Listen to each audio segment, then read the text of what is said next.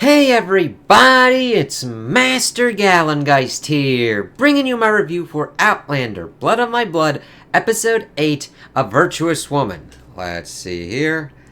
And I did not like this episode, mainly in regards to its structuring and how it felt like not a lot happened and it took forever to deal with the, whole purity test.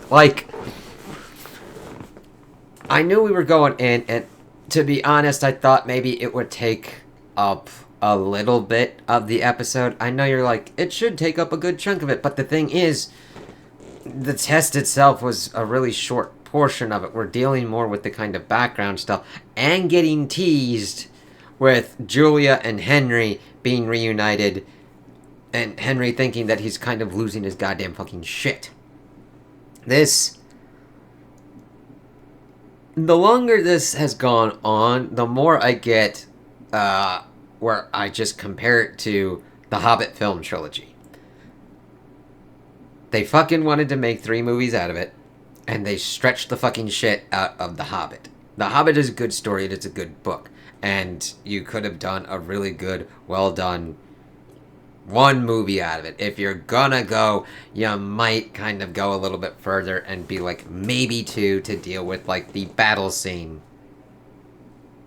with the 5 armies. Maybe. But you really didn't need to do that.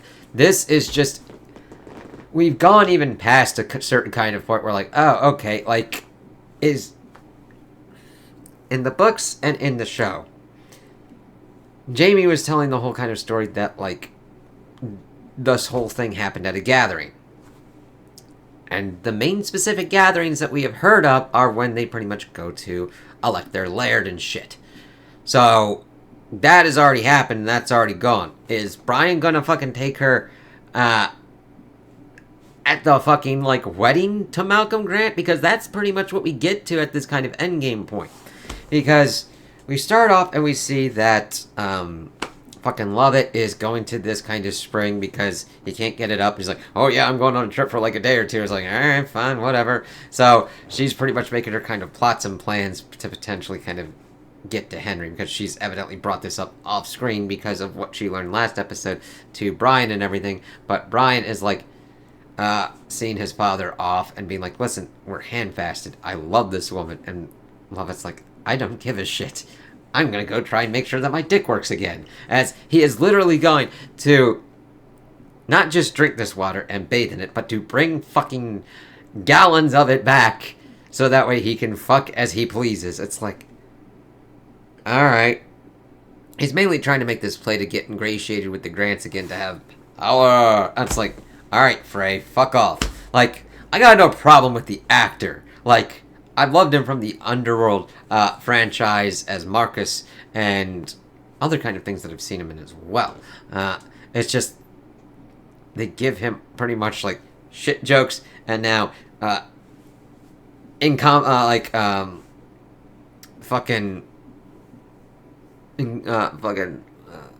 performance shit now that they've pretty much been feeding for him, which I don't blame any person there for it, because he's being a complete and utter asshole and wields fucking draconian control over him, so fuck that motherfucker. But Brian, I like that he is one of the kind of bright spots here, because he is able to showcase where Jamie gets a good portion of his kind of honorability and respectability from. Not to say anything bad of Ellen. Ellen kind of showcases the temperament and kind of the smarts. Not that Brian is dumb as shit, but Ellen's able to kind of do some kind of stuff, except when the plot demands that she's pretty much suckered into this kind of hole spot.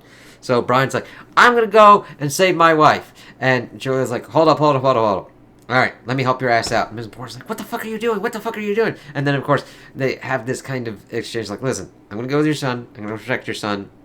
Because I can get in, and I'll help, and I can make it look like she's got a virtue. Ain't no thing but a chicken wing kind of shit. It's like, alright. And she's like, alright, you protect my kid, I'll protect your kid. It's like, alright, cool. So, they buck off. We pretty much get some scenes of them, kind of riding horses there. He's pretty much like, listen, just fucking go off and go to Henry.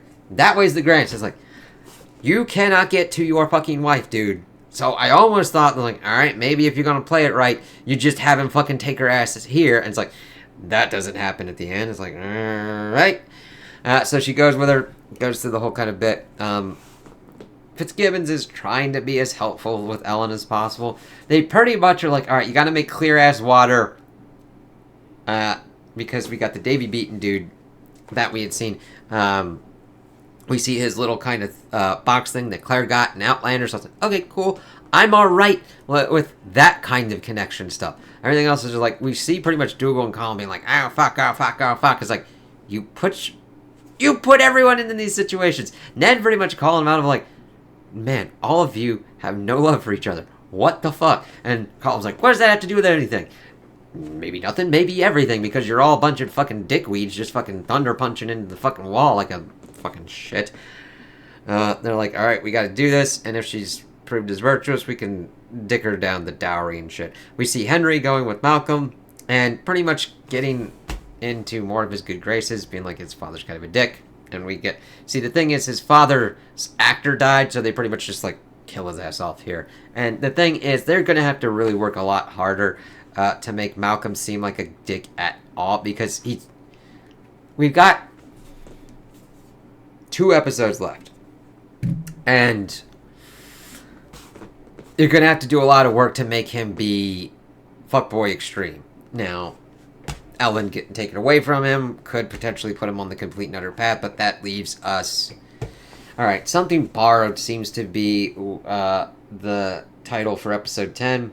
Oh, we are also going to have a longer kind of break between episode 9 and episode 10. So, keep that in mind. But that Something Borrowed seems to be maybe that they're going to get married at the end of the season, so... let's see what kind of goes on here. But... Henry is just like, fuck Bug, fuck these people, I need to fucking get the fuck out of here kind of shit. And Malcolm seems more amiable to Henry as they're kind of like talking, because the carriage kind of broke down, kind of getting him away from Bug. Bug is just there to be an asshole. We see Fitzgibbons pretty much pumping a lot of fucking water into Ellen, and just trying to like be okay with her, but I mean, she's like, okay, you fuck this dude, I don't know what the fuck to do. She's thinking it's Murtaugh, but she's like, I'm gonna take his name to the grave. She's like, fine, fuck, whatever. So they think it's gonna be the Beaton dude, but of course the Grants bring their kind of dude. It's like, oh shit, what are we gonna do?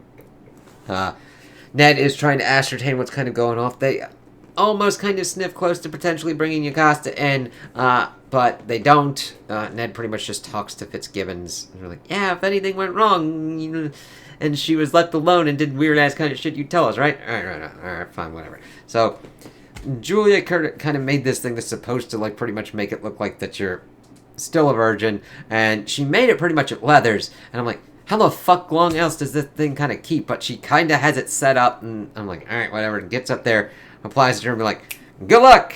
And Brian's pretty much sitting down there, it's like, listen, if I hear anything, I'm coming up. It's like, you're probably in the butt fucking ass end of the castle, and she's probably up top in a certain kind of place, and even, how are you even going to hear any of that shit? That's like me, that's like me being like, I'm going to sit downstairs, and then I'm going to let my mom or dad be like in their kind of closet, and, well, no, it's not even that. Like, there's less room between that and what's kind of going on. Like, oh yeah, I'm gonna... Alright. Like, my old middle school. Okay, that's like saying, I'm gonna be in the cafeteria. And then you're gonna be in, like, the fucking second floor, fucking all the way down there, and I'll hear something. No, I even have a greater chance of hearing from that. Because, I mean, Leok's not that big of a... I'm making the thing of, like, he is stuck in the bottom. It's like, I'm gonna come up and save her shit if shit goes wrong. It's like, dude, you'd be better off just fucking sitting outside at this point, but... Have at ye. So Claire pretty much... Not Claire. Sorry.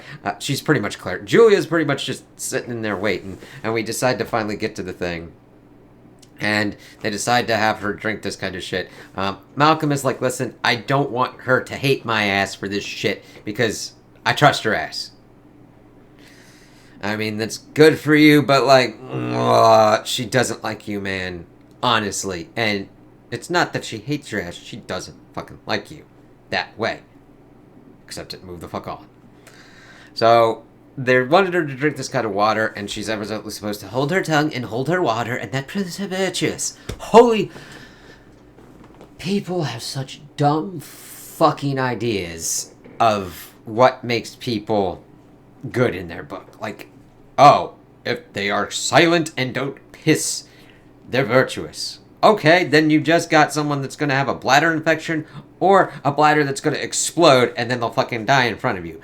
Good fucking work, you assholes. So she's got to pretty much like saunter back and forth before they're like, alright, fucking make your water, do that, and then they do the examination, which really fucks with her. And Ellen's actress does a very good job of showcasing that. I was like, virtuoso intact. It's like, alright, cool, let's do this kind of shit. While this is kind of going on, we also got that Henry was going to Ned and be like, listen, get me the fuck out of here.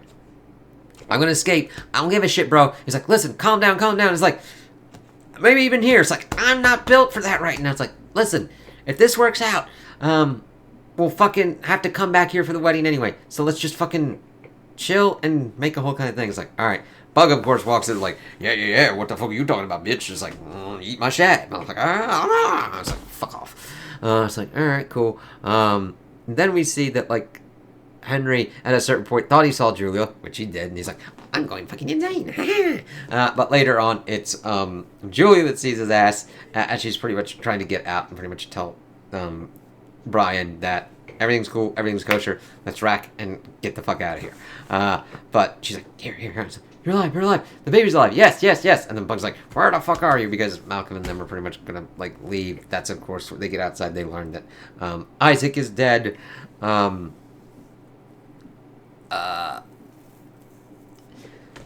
Yeah, Bug's just being a complete asshole, but Henry's like, yeah, alright, cool. My wife's alive, my kid's alive. We'll figure out how to do this shit. And of course, before Julia and Brian leave, Fitzgibbons pretty much goes down there and gives the tartan to Brian. Be like, leave here. Thank you for saving our ass, but fucking never get out. And then pretty much closes it. It's like, fuck. I hated that they teased us of like, oh, I'm Henry and I'm losing my goddamn fucking mind. It's like, oh god, it just took forever to get to that kind of point. It's like, never mind that it took 8 episodes to get, 7, since Julia learned that Henry's alive last episode.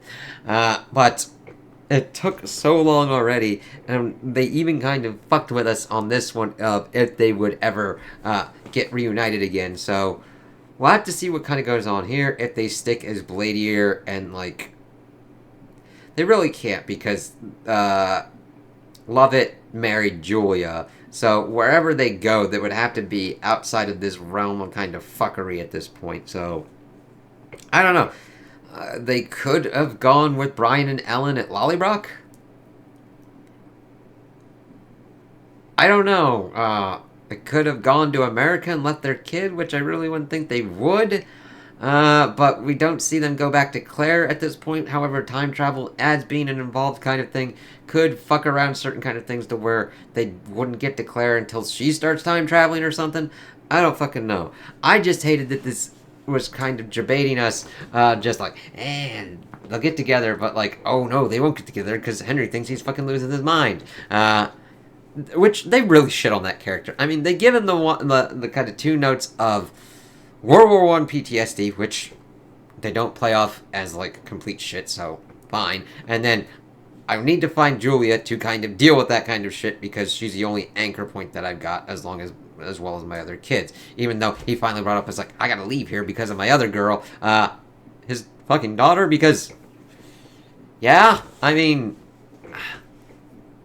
I don't know, man. This just wasn't, it was mainly down into the execution. There wasn't any horrible acting. Most of the content wasn't really bad. It was just the the content for Dougal and Calm is just they're dumb as fucking shit, and I don't understand how they can even kind of evolve into the characters. They're making such stupid fucking moves at this point that I wouldn't expect them to survive long enough to get to the point in Outlander where they're attempting to make moves and having to deal with the whole Jacobite cause and rising and everything. It's just, oh my god. It's down to the execution, how long it took that it felt that I understand that the main point was the whole virtue test, but it felt so dragged out to even get to that point that I was just like, now, And this thing is, this episode was at least just an hour long, a normal kind of hour, so even having that interminability was just like, fuck me. So, we will have to see how the rest of these episodes go. This one was my least favorite by far at the moment. We'll have to see how Braemar and Something Borrowed goes, episodes 9 and 10. I don't even know. So, we've got one next week, which will be September 26th. And then, evidently, episode 10 is supposed to come out on October 10th. So, there's a break. We'll see how that goes and what kind of comes on from here. I don't know what's going to happen with Julie and Henry and William. I've just been waiting at this point for, like, Brian and Ellen to get this shit done. Like, fuck, man. A simple kind of story of, like, oh, at a gathering, my father stole my mother out, and then Dougal tried to go get her ass back, and it's like, I got a baby, bitch. We're bad and we got a baby. Fuck you. Eat an ass. And it's just gone into this kind of shit. So we'll see. So those are my opinions on the episode. Tell me what you guys think in the comments below. If you liked it, if you didn't like it, if you agree with me, if you disagree with me. Also like and subscribe, and I hope you have a good day.